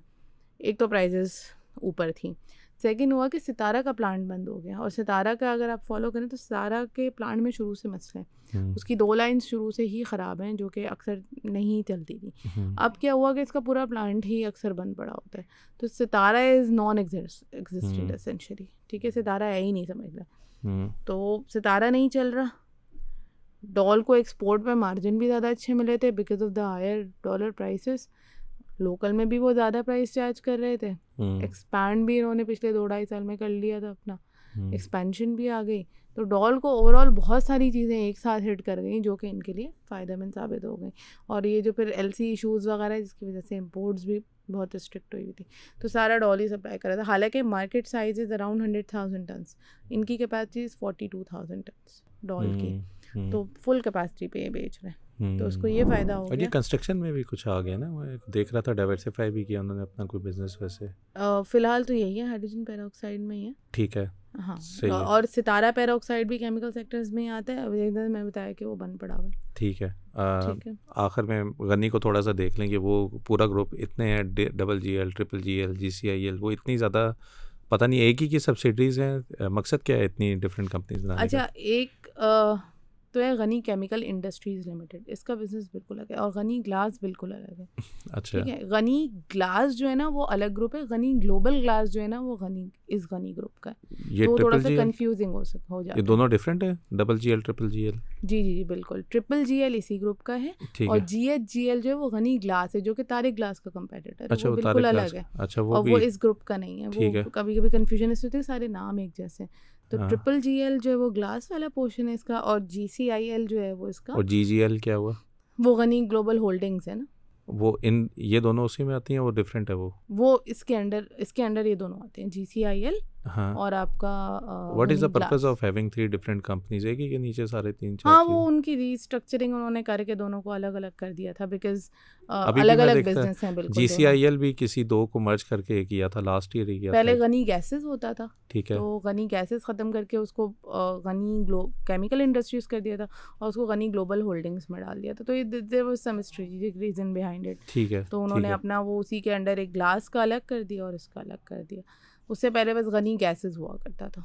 ठीक है, तो अब गनी केमिकल्स में जो रीसेंट अगर हम बात करें, वैसे तो जो भी न्यूज़ आती है आजकल, मार्केट ऐसी है कि एक न्यूज़ भी आती है और वो स्टॉक जो है बस उसको एक न्यूज़ की देर होती है वो चल जाता है। तो गनी केमिकल इंडस्ट्रीज़ जो है ना वो अपना जो एक और प्लांट सेट करे, एयर सेपरेशन यूनिट प्लांट होता है बेसिकली। उसमें होता ये है कि आप एयर लेते हो, उसमें से आप ऑक्सीजन अलग करते हैं, नाइट्रोजन अलग करते हैं, और जो बाकी गैसेस होती हैं वो अलग, तो वो फिर आप बेचते हैं। ऑक्सीजन इनका सबसे बड़ा प्रोडक्ट है, जो कि ये सप्लाई करते हैं हॉस्पिटल्स को भी, इंडस्ट्रीज़ को भी, ठीक है, शिप ब्रेकिंग में, स्टील में, डिफरेंट जो है वो इंडस्ट्रीज़ को ये सप्लाई करे होते हैं। अब जैसे आपने देखा होगा कि गनी केमिकल जो हैं वो कोविड के टाइम इन्होंने जो मार्जिन उस वक्त बनाए और जो वॉल्यूम्स इनके हुए हैं, बिकॉज प्राइसेस भी बहुत ज़्यादा ऊपर थी गैसेस की, they could charge higher prices because of the demand, और उसके अलावा जो है वॉल्यूम्स भी बहुत अच्छे थे इस वजह से।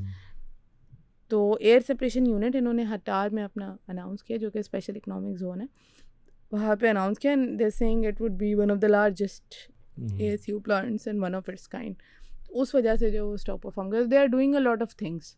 तो इस वजह से जो है इसमें अपकमिंग स्टोरीज हैं जिसको इन्वेस्टर्स को ट्रैक करते हैं। Fundamentally how good is this company? अच्छा, फंडामेंटली मैंने ऑनेस्टली नंबर्स बहुत डेप्थ में इसके बहुत टाइम से नहीं देखे मैं, लेकिन जो इसके प्रोजेक्ट्स आ रहे हैं ना, जो एयर सेपरेशन यूनिट, ये 275 टन्स पर डे का प्लांट है, विच जो इनके पहले प्लांट थे 110 टन्स पर डे का एक था, दूसरा वाला भी इतने का था, तीसरा वाला भी। तो जो इसके पहले वाले प्लांट्स हैं उनकी कैपेसिटी, ये बहुत बड़ा प्लांट है, तो इट हैज़ पोटेंशियल।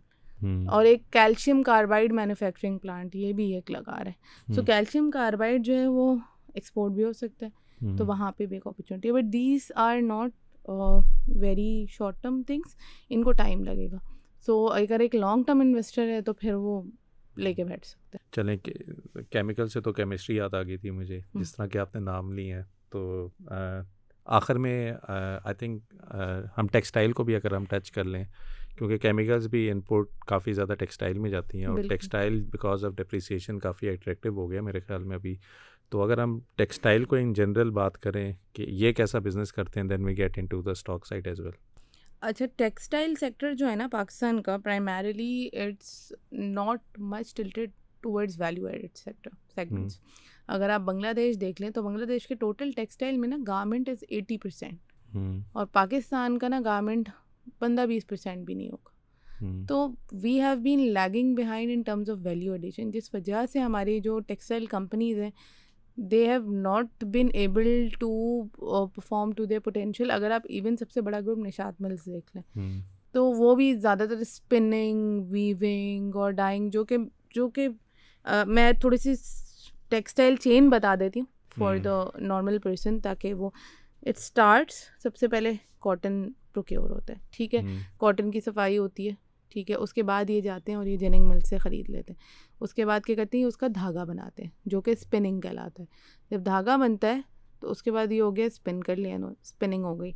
उसके बाद होती है वीविंग से बनता है ग्रे क्लॉथ, जो कि एक कच्चा कपड़ा होता है ना, वैसे कहलाता है कि भाई हमने वीव करके वो कपड़ा बना दिया। उसके बाद डाइंग, उसकी प्रोसेसिंग जो आपको करना है। अच्छा, अब या तो ये डायरेक्ट इसको बेच देंगे स्पिन करके कि भाई ये हमारा प्रोडक्ट है। पाकिस्तान में अगर आप स्टॉक मार्केट की कंपनीज देखें तो बहुत सारे स्पिनर्स और वीवर्स हैं। तो अगर आप टेक्सटाइल के सेगमेंट खोल के देखेंगे कि ऐसी स्टॉक्स पे आते हैं, तो यू कैन गो एंड सी कि वहाँ पे तकरीबन 15-20-25 तो आपको स्पिनिंग कंपनीज नजर आ जाएंगी, प्योर स्पिनर्स।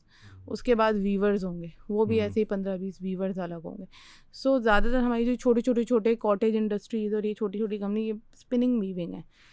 जो कॉन्ग्लोमरेट्स और ये जो बड़ी कंपनीज़ हैं जिनमें सब कुछ है, spinning, weaving, dyeing, processing, then home textiles, garments, value addition chain, यानी पूरी ऊपर आ रहे हैं, वो बहुत कम कंपनीज है। जैसे कि आपके निशात मिल्स हो गई, ठीक है, गुल अहमद हो गया, ठीक है, उसमें भी गारमेंट्स का पोर्शन काफ़ी कम है, ठीक है, और कंपनीज आर ट्राइंग कि वो गारमेंट्स की तरफ मूव करें। जैसे में कोहिनूर मिल्स है, तो अगर कोई चाहे तो जाके दे सकता है कि Kohinoor mills is trying to convert into garments. KTML या KML,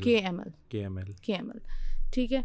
तो गुल अहमद हो गया, जो कि इस पे सब पूरी चेन है। निशात मिल्स हो गया, Nishat Chunian to some extent, but उसमें भी गारमेंट्स जो बहुत छोटा है। तो बाकी प्राइमरीली वीविंग और स्पिनिंग के। ये क्या ना जाने की क्या रीज़न है? उसमें कैपिटल एक्सपेंडिचर पाकिस्तान में केपेक्स ये कर सकते हैं क्योंकि these are big groups, they have the capacity on their balance sheets to expand. Pakistan में शायद इतना वो एंटरप्रेन्योरशिप और वैल्यू एडिशन कल्चर भी नहीं रहा है शुरू से कि वो प्रमोट किया जाए कि वैल्यू एडिशन की तरफ जाएं, या उन्हें कोई ना कोई इंसेंटिव इतना दिया गया है शुरू से कि फिर वो कहते हैं कि चलो रिबेट भी मिल रही है, ड्यूटी ड्रॉबैक मिल रहा है, सस्ती एनर्जी मिल रही है, जो रेट्स होते हैं, तो वो शायद उस तरफ उनको मोटिवेशन भी नहीं मिली उस तरफ मूव करने की। At least the big groups could do that. Even छोटे भी होते हैं, जैसे कि अभी हम इंटरलूप पे आएंगे, तो Interloop is one of a kind company जिसने जो है वो अपना एक्सपोर्ट मार्केट में नाम बनाया। It's one of the largest exporters of the world, socks exporter. तो Adidas, Nike, all are their customers. बिल्कुल। और जिस तरीके से इंटरलूप एक्सपैंड कर रहा है, आपने उसकी परफॉर्मेंस में भी देखा होगा कि it has reflected in the stock performance, because इसके नंबर्स बहुत इंप्रेसिव हैं। तो अभी हम इंटरलूप करेंगे डिस्कस, क्योंकि वही मुझे सबसे ज़्यादा पसंद है। सो ये हो गई कुछ कंपनीज जो कि जिसमें पूरी चेन है, अदरवाइज जो है वो ज़्यादातर यही है, स्पिनर्स और वीवर्स और ये वाली और इनका जो ये बनाते हैं, ये लोकली इसकी होती है, ये एक्सपोर्ट करते हैं बेसिकली, ये सारे ज़्यादातर एक्सपोर्टर्स ही हैं, यानी ये धागा चागा ये सारी लोकली भी यूज़ होते हैं ठीक है, और एक्सपोर्ट। लेकिन ये कि टेक्सटाइल्स हमारे मेजरली जो हैं वो एक्सपोर्टर्स ही होते हैं। अच्छा, ये सारे एक्सपोर्टर। हाँ, क्योंकि जितने इंसेंटिव्स इसीलिए इनको दिए जाते हैं because they are all export based. और तो धागा भी बाहर भेजते हैं, वीविंग करके भी बाहर भेजते हैं, चाइनीज़ मार्केट्स में भेजते हैं, यूएस, यूरोप जो इनके प्राइमरी, और बाकी जो हैं फिर वो जो फिनिश प्रोडक्ट्स वो सारे एक्सपोर्ट होते हैं तकरीबन, एक्सेप्ट फॉर जैसे गुल अहमद है, तो गुल अहमद का यहाँ पे आइडियाज़ है जिसमें गारमेंट्स जो है वो होते हैं, होम टेक्सटाइल्स होते हैं, लेकिन वो भी एक्सपोर्ट भी हो रहा होता है और लोकल पोर्शन भी है, लेकिन आइडियाज़ इज़ प्राइमरली लोकल। तो एक वो हो गया। बाकी ये जैसे निशात, लिलन और ये सारे छोटे छोटे ये खोले हुए हैं, तो ये भी गारमेंट्स है, लेकिन ये कि local presence is less and export presence is much more, ठीक है, फॉर दीज कंपनीज। और ये जिस तरह रुपया डिवैल्यू हुआ है, और जिस तरह एक पहले होता था ना, यहाँ पे फैसलाबाद में सुना था कि काफ़ी लोग वही प्लॉट जहाँ पे इंडस्ट्री लगाई होती थी वो बेच कर वो बांग्लादेश चले गए, या उसको उन्होंने प्रॉपर्टी में कर दिया। So is this particular sector consider as कि ये इस पे पोटेंशियल है एक्सपोर्ट का, इसमें अब वो है, तो ये जितना रुपया डिवैल्यू हुआ है उसका पॉजिटिव इम्पैक्ट हमें नज़र आ रहा है कि प्रोडक्शन बढ़ी है, या लोग बिज़नेस पे ज़्यादा इन्वेस्ट कर रहे हैं, तो ऐसी चीज़ें बनाएं जिस तरह वैल्यू एडिड की तरफ जाएँ कि वो एक्सपोर्ट कर सके। रुपया डी वैल्यू होने से डेफिनेटली इनको फ़ायदा तो हुआ है और उनके प्रॉफिट्स में भी रिफ्लेक्ट हुआ है, बट उस लेवल की एक्सपेंशन मेरे हिसाब से नहीं हुई है जो कि होनी चाहिए। उसके लिए एक दो चीज़ें और हैं ना कि कंपटीशन, क्योंकि एक्सपोर्ट ऑर्डर्स भी तो आपके पास आने चाहिए। So there should be an investor climate के जिससे बाहर वाले आए भी, क्योंकि जो जैसे यूरोप और यूएस के ये जो कंपनीज़ होती हैं, इवन इंडिया में अपने जो है ऑफिस सेटअप करते हैं, लॉ एंड ऑर्डर की वजह से पाकिस्तान नहीं आते। तो कोविड में एक सर्च आपने टेक्सटाइल्स में देखा होगा, वो यही हुआ था कि डाइवर्ट होकर ऑर्डर्स आए थे, और 100% पे टेक्सटाइल सारे कंपनी जो प्लांट्स से वो चल रहे थे। तो उस हिसाब से they have not expanded, and as I said कि वैल्यू एडेड में तो बहुत ही कम गए। जैसे मैंने बताया कि कोहिनूर मिल्स है, वो देख रहे हैं कि उस तरफ जाएं, लेकिन जिस हिसाब से होना चाहिए था। और इसके अलावा जैसे निशात मिल्स हैं वो गारमेंट्स में गया, but it was not able to make money.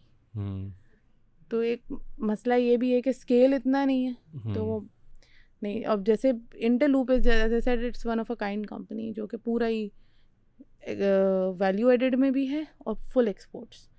तो उसमें ये कि it has expanded into denim, और अब वो अपेरल्स में जा रहा है। अपेरल का होजरी जो सॉक्स वाला इनका सेगमेंट है, होजरी के अगर ग्रॉस मार्जिन होते हैं से 25-30%, तो उसके होते हैं 35-40%। तो वो और है हायर वैल्यू एडेड में मूव कर रहा है। सो ये बहुत कमेंडेबल है।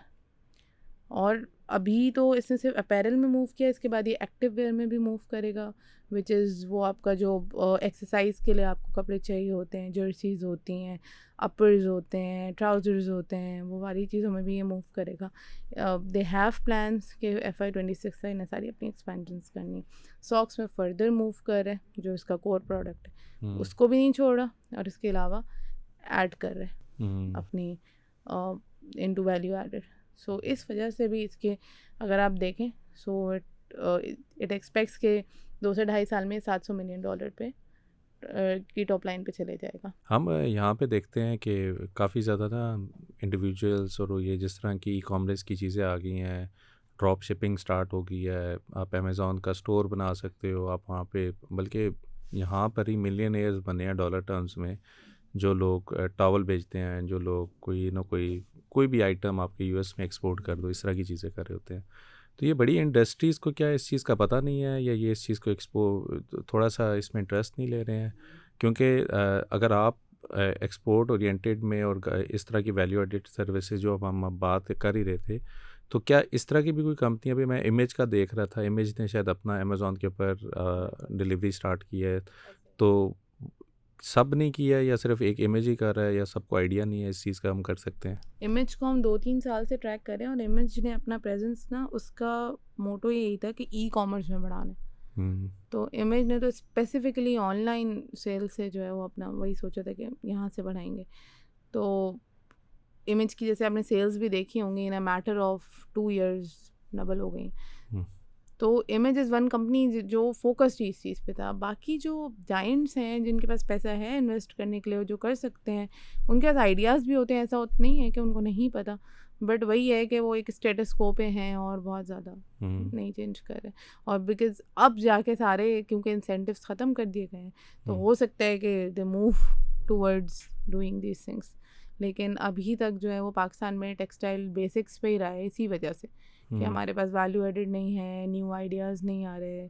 और जैसे इमेज ने किया, इमेज इज़ वन कंपनी, इसलिए हमने उसके रिजल्ट्स देखे भी कि किस तरीके से उसने अपना रेवेन्यू ग्रो किया है और आगे भी प्लान कर रहा है ग्रो करने के लिए। सो इट्स वन कंपनी जिसने ये चीज़ की है, लेकिन बाकी कंपनीज उस तरफ नहीं गई हैं अभी तक। दे शुड डू दिस, लेकिन रुझान उस तरफ बहुत कम है, एंटरप्रेन्योरशिप के तरफ बहुत कम है।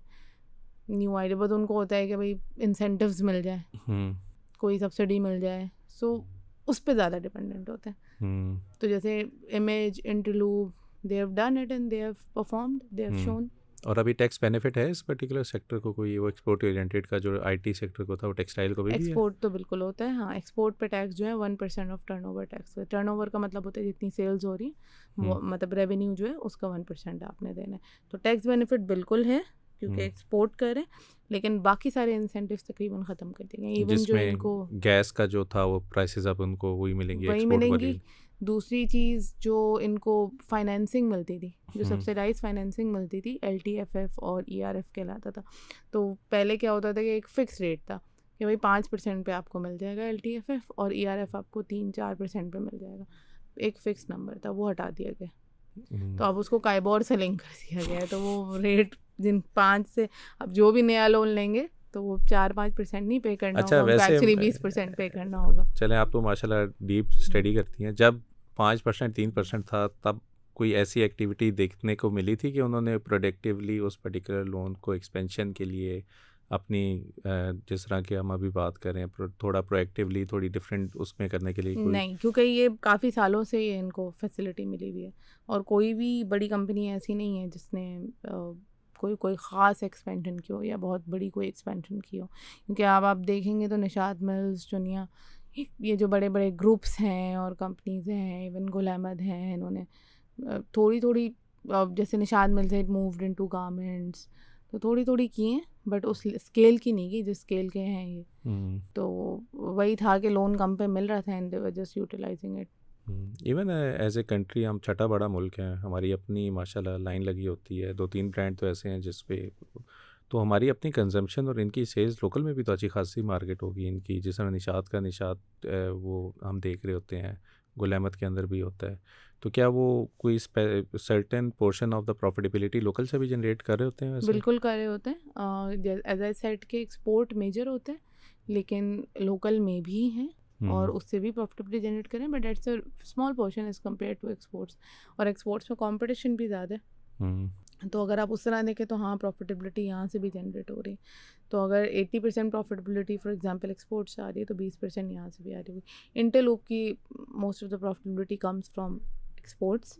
उनका लोकल है वैसे कोई? लोकल उनका सॉक्स में नहीं है, लेकिन जो उनका थोड़ा छोटा सा स्पिनिंग सेगमेंट है, तो वो थोड़ा बहुत लोकल में बेचते हैं, तो that's hardly 5-6% of the total revenue. Gul Ahmed है, गुल अहमद की आती है, आइडियाज़ से आती है, वहाँ से आ जाती है, तो वो लोकल पोर्शन है गुल अहमद का। इसके अलावा निशात चुन्नी और मिल्स के भी लोकल पोर्शन है, जो कि कुछ स्पिनिंग, वीविंग और इवन जैसे निशात मिल्स का गारमेंट्स है, वो तो बाहर भेजते हैं, थोड़ा बहुत लोकल भी, लेकिन मेजॉरिटी वो वैल्यू एडेड वाला एक्सपोर्ट ही कर रहे होते हैं। और अगर हम थोड़ा समराइज़ कर दें तीनों सेक्टर्स को, पहले तो जो मैक्रो इकोनॉमिक्स और जिस तरह के हालात हुए हैं, क्या आपको लग रहा है तीनों सेक्टर अभी भी पोटेंशियली वैल्यू उनकी अभी भी ऐसी है जिस पे आप अच्छा इन्वेस्ट करके मार्जिन पे अभी वो कर सकते हैं? स्पेसिफिक स्टॉक्स यस, क्योंकि ओवरऑल मार्केट जो है वो काफ़ी हीटअप हो गई और बहुत परफॉर्म कर गई है, लेकिन मार्केट के डायरेक्शन से और इन्वेस्टर्स की एंट्री से तो लग रहा है कि अभी भी और परफॉर्म कर जाएगी। बट एज वी डिस्कस के वो कोई भी स्टॉक हो तो वो परफॉर्म कर ही रहा है, मतलब तो every stock is moving. So specific bets लेना अब ज़्यादा सही है, क्योंकि अब जब ओवर हीट हो जाती है मार्केट, थोड़ा डर भी लगता है कि करेक्शन कब आएगी, जो कि टाइमिंग करना बहुत मुश्किल होता है। लेकिन फिर भी अगर एक व्यू लेना हो तो डिविडेंड, बैंक्स में डिविडेंड वाले स्टॉक्स में होना चाहिए, और जिन्होंने बहुत परफॉर्म कर लिया है अगर उस तरह से कंपेयर करना चाहें तो आई थिंक बैंक अभी भी स्टिल अ गुड बेट। और इसके अलावा जो है वो फैसल बैंक भी देखा जा सकता है, मीज़ान एंड यूबीएल हैव परफॉर्म्ड, सो उनको डिविडेंड के लिए रखा जा सकता है यूबीएल को। मीज़ान जो है वो इतना उसका डिविडेंड पे आउट नहीं है, तो यूबीएल उस तरह से लिया जा सकता है। तो ये वाले स्टॉक्स हैं जिनको देखना चाहिए स्पेसिफिकली। इसके अलावा अगर हम केमिकल सेक्टर पे आए तो chemical sector as a set के बहुत ज़्यादा वेरिएबल है और हर के अपने डायनेमिक्स हैं, तो स्पेसिफिक स्टॉक्स इसमें भी ट्रैक करने चाहिए, जैसे कि इत्तेहाद केमिकल्स हैं which could benefit from increase in caustic prices, because इसकी गैस में इसको इम्पैक्ट नहीं होगा, लेकिन इसके कंपेटिटर्स की वजह से हो सकता है कि ये अपनी प्राइस बढ़ा दे, तो वहाँ पे इसको एक फ़ायदा हो सकता है इत्तेहाद के में। सितारा केमिकल उस वक्त मैं भूल गई थी मेंशन करना, Sitara chemical is setting up coal power plant 50 megawatt का, जो कि दे आर एमिंग के FY25 के एंड में आ जाएगा, पहले FY24 में एक्सपेक्टेड था। तो it's also a long term story but it's a good story, तो इसका इम्पैक्ट बहुत बड़ा आ सकता है, एनर्जी सेविंग्स अच्छी खासी आ सकती हैं। तो सितारा एक ये है कि इसको ट्रैक कर सकते, जिनमें स्टोरीज है ना अब वो ट्रैक करने चाहिए। तो Ittehad chemical is also coming up with other projects apart from this price increase trigger. Sitara chemicals ये एक ये है, इसको भी ट्रैक कर सकते हैं। ये दो हैं, तो स्पेसिफिक ये दो स्टॉक्स देखे जा सकते हैं। निमेर इंडस्ट्रियल केमिकल्स पे भी नज़र रखी जा सकती है। सोप नूडल्स बेचता है वो, जो सोप का रॉ मटेरियल होता है जो नूडल्स के फॉर्म में होता है, तो वो बेचता है, तो उसकी प्राइसेस ट्रैक करके, तो बेसिकली ये वाला सेक्टर है थोड़ा ट्रैकिंग वाला, तो प्राइस ट्रैक कर सकते हैं, उसको भी देख सकते हैं। ये 2-3 कंपनीज हैं। EPCL लॉटकेम जिनमें वो गैस प्राइस बढ़ गई हैं, मार्जिन्स कंस्ट्रिक्ट होंगे, तो ये अभी मुझे इंटरेस्ट के नहीं लगते। सो ये दीज आर 2-3 कंपनीज जिनको देखते रहना चाहिए। और अगर हम आखिर में टेक्सटाइल को देखें, और अगर हम टेक्सटाइल देखें तो मेरे ख्याल में इंटरलूप में और पोटेंशियल है परफॉर्मेंस का, और अगले 2 साल इसकी सारी एक्सपेंशंस आ रही है, तो it will continue to add to its profitability. अगर कोई अनफोर्सीन इवेंट नहीं होता तो काफ़ी स्टेबल है और इसको इन्वेस्टर्स को देखना चाहिए। ज़बरदस्त है। इंटरलूप में क्यों म्यूचुअल फंड ने नहीं इन्वेस्ट किया होगा ना? मैं देख रहा हूँ बहुत कम होल्डिंग ने किया होता है। अगर इतनी ही अच्छी कंपनी थी तो ये म्यूचुअल फंड क्यों नहीं उसमें जाता?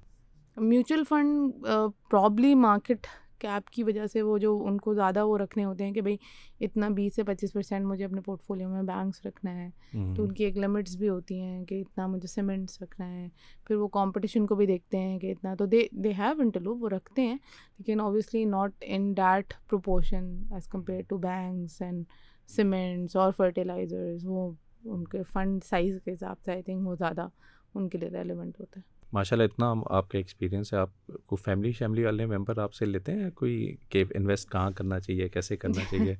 पूछते हैं, लेकिन फैमिली में बहुत मोहतात रहना होता है बताने में, क्योंकि कोई इन्वेस्टमेंट, क्योंकि वो इक्विटी इन्वेस्टर्स होते नहीं हैं, उनको बस आप, उन्हें लगता है कि स्टॉक बस आप बताएंगे and it will go up, तो जब वो नीचे आता है तो बहुत प्रेशर होता है कि अरे आपने तो ये बताया था और ये इतना हो गया। So I think it depends on the individual कि आप किसको बता रहे हैं। उसको थोड़ी बहुत नॉलेज अगर हो तो आप बताओ, वरना इट्स गुड कि वो मतलब ऑब्वियसली पुश करना चाहिए फॉर कमिंग इनटू इक्विटी, क्योंकि हमारा काम ही यही है। बट बट आपको क्या अगर वो लगता है ना क्यों लोग इन्वेस्ट नहीं करते? वैसे फैमिली मेंबर जो क्लोज वन है। उनको अवेयरनेस भी नहीं होती पहली हाँ, चीज़, ठीक है। क्योंकि उनको यही पता होता है कि पैसा है बैंक में रखवाना है कितना रिटर्न मिल जाएगा, हाँ, या नेशनल सेविंग है उसमें रखवाना है, या फिर मैंने प्लॉट लेना है। तो ये ठीक है। 2-3 ही एवेन्यूज़ होते हैं। हमारी अवेयरनेस तो म्यूचुअल फंड्स की बिल्कुल भी नहीं है, हाँ, और अब शायद थोड़ी बढ़ गई है। इवन हाँ, मैं अपने घर में भी देखूँ तो, हाँ, क्योंकि I work here, I am in this profession, तो उनको थोड़ा बहुत पता चल गया है कि अच्छा ये काम होता है, हाँ। वरना यूजुअली जब नहीं इंडेक्स होता। 75,000 से ऊपर जाएगा ना फिर आपके पास आएंगे सारे कि अकाउंट कैसे खुलता है, कहाँ पे अकाउंट इन्वेस्ट करना का चाहिए। तो यूजुअली हम भी थोड़ा सा अवॉइड करते हैं हाँ, कि क्योंकि अगर एक बंदे को इतनी नॉलेज नहीं है, सो हाँ, या तो आप ये कर सकते हैं कि चले आप पैसे दे दें और हम मैनेज कर लेते हैं, दैट्स ईजियर। हाँ। लेकिन एडवाइस आप नहीं कर सकते जिसको इतनी नॉलेज ना हो, तो एडवाइस करेंगे तो उसको इमरान नहीं। खान साहब के साथ कुछ हो गया, मार्केट डाउन हो गई, तो यू कैन नॉट बेसिकली नहीं, जस्टिफाई, हालांकि बिजनेस तो वही है, सब कुछ तो वही अब है। वो रिस्क एपेटाइट पे भी होता है हाँ, कि कितना रिस्क, क्योंकि हम भी अक्सर इम्पेशेंट हो जाते हैं, तो वो तो ऑब्वियसली हम तो इस प्रोफेशन में, हाँ, बट वो लोग जो होते हैं जिनको नहीं पता, हाँ, तो उनके लिए ऑब्वियसली वो तो कहेंगे कि भाई 2 साल में तो मेरे पैसे आधे हो गए या हाँ, 25% गिर गए। तो हाँ, उनके लिए ऑब्वियसली दैट्स डिफ़िकल्ट, तो वो सब्र भी चाहिए होता है कैपिटल मार्केट्स में। इक्विटी जो होता है, इसलिए कहते हैं कि इक्विटी में जो है वो आइडियली लॉन्ग टर्म इन्वेस्टमेंट होनी चाहिए। हाँ, हमारे इन्वेस्टर्स इतने लॉन्ग टर्म होते नहीं हैं वैसे, हाँ। वो तो एक एक क्वार्टर की न्यूज़ देख के या बस जो न्यूज़ आई उस पे बेचते हैं, ख़रीद लेते हैं। लेकिन इक्विटी शुड आइडियली भी, जो हमें थ्योरीज में ही पढ़ाया जाता था कि भाई आपका होराइजन जो है वो लंबा होना चाहिए। हाँ, अभी एजाज साहब आए थे, वो डॉल्मेन सिटी के वो हैं, वो आईबीए में शायद पढ़ाते भी थे। जी सो जी जी। उन्होंने कहा था कि मैं अपनी आईबीए के अंदर जब भी होता था ना, मैं उस बंदे को ये नहीं देता था जब तक मैं उसको ये नहीं कहता था कि तुम स्टॉक मार्केट में जाके अकाउंट भी खुलाओ। आप माशाल्लाह आईपीए से ग्रेजुएट भी हैं, आपके अपने कोलीग्स वगैरह भी होंगे। कितने लोग इक्विटी में इन्वेस्ट करते हैं? छोड़ दें फाइनेंस की, उस पर कितने हैं? आपको क्या लगता है कितने परसेंटेज होगा वो? बहुत कम। और सो उसकी भी क्या रीज़न होगी? सेम प्रोफेशन में जो हैं वो करते हैं बस। हाँ, लेकिन वही अगेन, अगर कोई जैसे कि मैंने बीबीए की और एमबीए की, उसमें बहुत सारे मार्केटिंग ग्रेजुएट्स होते हैं, तो उनको टेक्निकल नॉलेज इतनी नहीं होती इस नहीं चीज़ तो ये की, तो बेसिक है ना कि स्पेसिफिक कंपनी होता है। अच्छी बुरी, फाइनेंशियल स्टेटमेंट क्या होती है, बैलेंस शीट क्या होता है, कैश बस फ्लो क्या इतना पता होती है। होता है, बट उससे ज़्यादा नहीं होता। सो दे आर यूजुअली रिलक्टेंट, वो नहीं करते क्योंकि उनको अवेयरनेस नहीं होती, उनको इतना शौक भी नहीं होता है। और जो हमारे फील्ड के हैं, for example if they are working in banks, तो उनका हैंड्स ऑन वो काम नहीं कर रहे होते, तो उनको ऑब्वियसली इतना, ज़ाहिर बात है, वो एनालिसिस जो हम रोज़ कर रहे हैं वो ख़ुद से नहीं कर रहे। सो उनको शायद उतना उसमें ट्रस्ट भी नहीं, मतलब खुद कॉन्फिडेंस नहीं और आता कि मैं वैसे इतना इन्वेस्ट करूँ। आपने तो माशाल्लाह सीएफए भी किया हुआ ना और मार्केट में भी है, so what is the difference कि क्या एक सीएफए वाला बंदा is a good in the market as well, does it help in your investment? या जिस तरह के हालात फॉर एग्जांपल पाकिस्तान में अनप्रेसिडेंटेड थे, यानी कि अच्छी अच्छी कंपनीज को भी लेते हुए लोग घबरा रहे थे कि क्यों लेना चाहिए, हालात ही हो जाएंगे, वो हो जाएंगे। So what do you think, is CFA the right skill to be invested? ये मैं सिर्फ प्रोफेशनली तो एक आपकी रिक्वायरमेंट थी, लेकिन एज एन इन्वेस्टमेंट क्या सीएफए आपको हेल्प कर सकता है? बिल्कुल, definitely it's a right skill. Apart from requirement part, it helps you. और मेरे ख्याल में बिल्कुल इस प्रोफेशन में जिसको लॉन्ग टर्म रहना है और जिसका इरादा है, उसको करना चाहिए। तो it's the right skill, it's one of the most difficult exams. तो अगर आप उसको क्लियर करें तो ऑब्वियसली फिर आप उसमें कुछ लर्न करें, तो बस द की इसके वो रिटेन करें। सारी चीज़ें पाकिस्तानी मार्केट में वैसे अप्लाई नहीं होती ऑनेस्टली। अभी जो डेरिवेटिव्स और ऑप्शंस और ये चीज़ें पढ़ते हैं, ये पाकिस्तानी मार्केट में है नहीं। इन द लॉन्ग टर्म अगर आप पाकिस्तान से बाहर मूव करते हैं तो वहाँ तो बहुत सारे फाइनेंशियल इंस्ट्रूमेंट्स होते हैं which you can work with. तो वो आपके लिए लॉन्ग टर्म में फ़ायदा हो सकता है। इन द पाकिस्तानी मार्केट बिल्कुल बेसिक्स लर्न करने के लिए, और दूसरी चीज़ इवन फॉर एडवांस कॉन्सेप्ट्स, तो उसमें ये होता है कि आपका कहीं ना कहीं एप्लीकेशन आ जाएगी उसकी। हाँ, कुछ टॉपिक्स ऐसे होते हैं जो हम जब अपने एकेडमिक्स में भी कहते थे कि हम कब यूज़ करेंगे, इवन मैथ्स की बहुत सारी चीज़ें होती थी जो हमने कभी यूज़ नहीं की, तो कुछ इरेलेवेंट चीज़ें भी होती, इंटीग्रेशन बट डेरिवेटिव्स। एग्जैक्टली तो वो कभी यूज़ नहीं होता except for very very specific fields. तो इस तरीके से है कि इट हेल्प्स। सो बिल्कुल जो इस प्रोफेशन में and wants to stay in the long term should pursue this degree. I hope आपके जो फैमिली मेम्बर्स ने जब इतनी कॉम्प्लेक्स बातें सुनी होंगी, ऑब्वियसली आपको सेक्टर का पता है, कंपनी का पता है, इधर इतनी इनसाइट का पता है, तो अब ज़्यादा लोग आएंगे आपके पास फ्री में नहीं देना एडवाइस। जब आप चार्ज करोगे ना, लोग वैल्यू भी करेंगे आपकी एडवाइस को। Again I want to thank you Sara, आप बहुत बिजी हैं, आपकी ये जो स्केजुअल था उसमें आपके हस्बैंड का भी शुक्रिया, क्योंकि आप अपना व्हाट्सएप नहीं देखती है, लेकिन आई होप इंशाल्लाह फ्यूचर में भी आपके साथ गपशप लगी रहेगी। And thank you very much for coming, and thank you everyone. I hope and I will see you in next episode. Thank you.